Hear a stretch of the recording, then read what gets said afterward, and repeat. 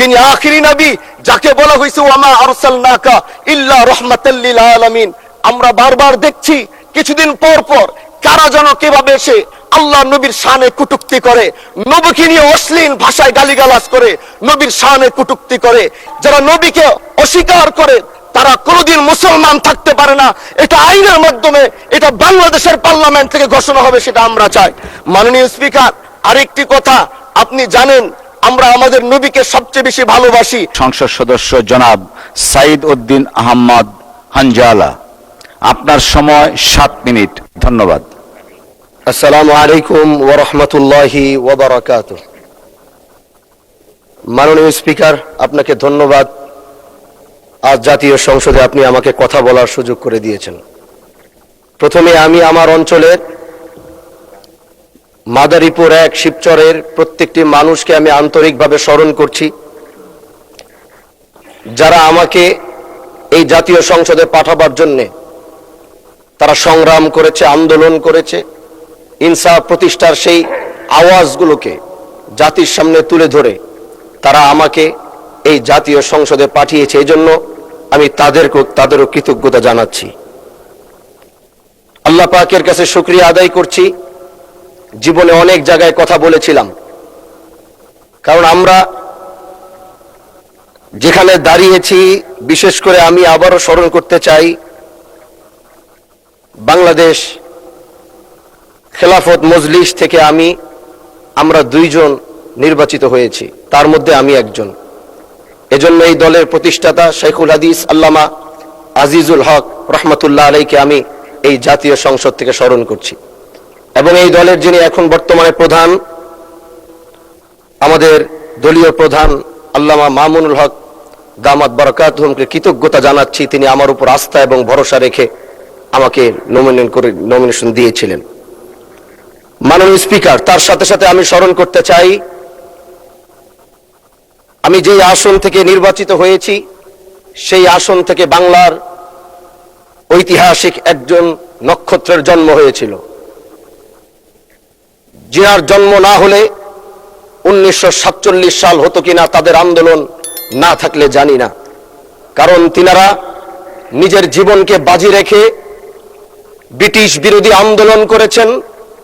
এবং আল্লাহ পাকের কাছে অশেষ শুকরিয়া জানাই যে সেই ব্রিটিশ বিরোধী আন্দোলনের অন্যতম একজন নেতা হাজী শরীয়তুল্লাহ রহমতুল্লাহ আলাইহির সেই বংশের সন্তান হিসাবে আল্লাহ আমাকেও কবুল করেছেন।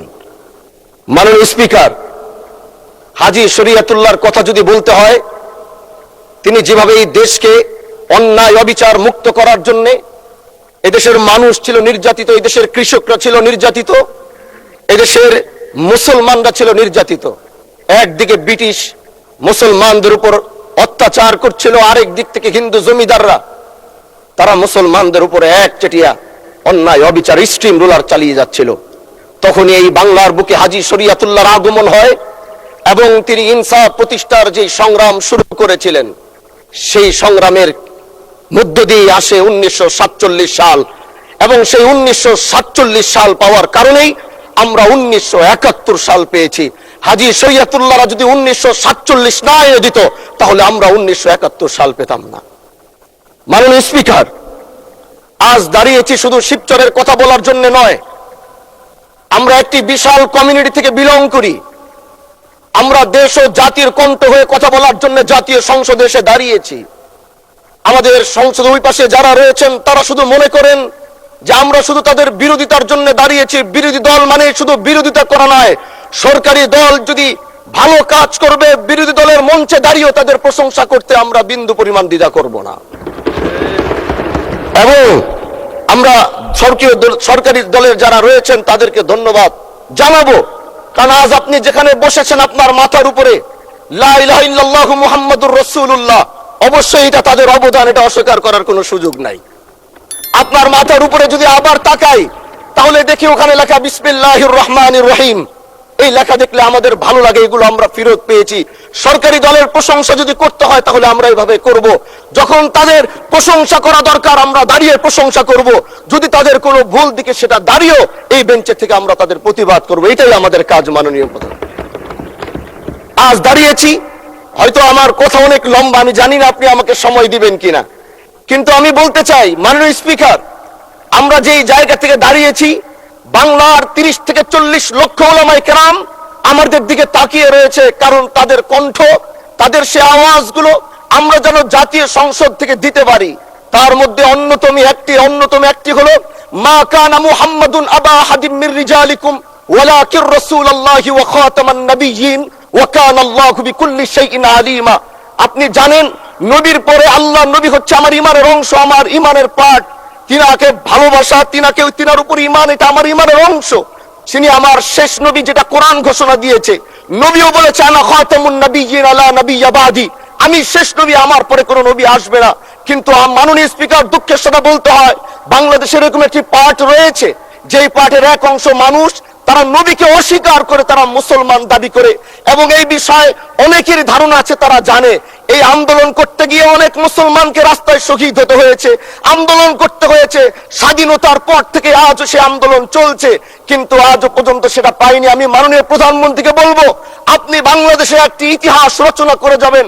আপনার মাধ্যমে যদি এটা স্বীকৃতি পায়, যারা নবীকে অস্বীকার করে তারা কোনোদিন মুসলমান থাকতে পারে না, এটা আইনের মাধ্যমে, এটা বাংলাদেশের পার্লামেন্ট থেকে ঘোষণা হবে, সেটা আমরা চাই।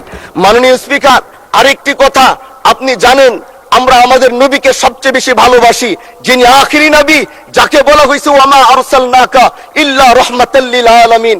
আমরা বারবার দেখছি কিছুদিন পর পর কারা যেন কিভাবে এসে আল্লাহ নবীর শানে কটূক্তি করে, নবীকে নিয়ে অশ্লীল ভাষায় গালিগালাজ করে, নবীর শানে কটূক্তি করে। এই আন্দোলন, এই সংগ্রাম করতে গিয়ে আপনিও মাননীয় স্পিকার দেখেছেন, রাস্তাঘাটে আন্দোলন করতে গিয়ে কত মানুষ মৃত্যুবরণ করেছে। যদি একবার বাংলাদেশের আইনে, কারণ মুসলমান যদি আমাদের বাংলাদেশের পার্সেন্টেজ অনুযায়ী আমাদের অবশ্যই মুসলমানদের সংখ্যা এই দেশে অনেক বেশি। আমরা তো অন্য কিছু চাচ্ছি না। এই দেশের মানুষ নামাজ না পড়লেও যদি কেউ নবীকে কটূক্তি করে, তার কলিজা ছিঁড়ে যায়, সে রাজপথে নেমে যায়।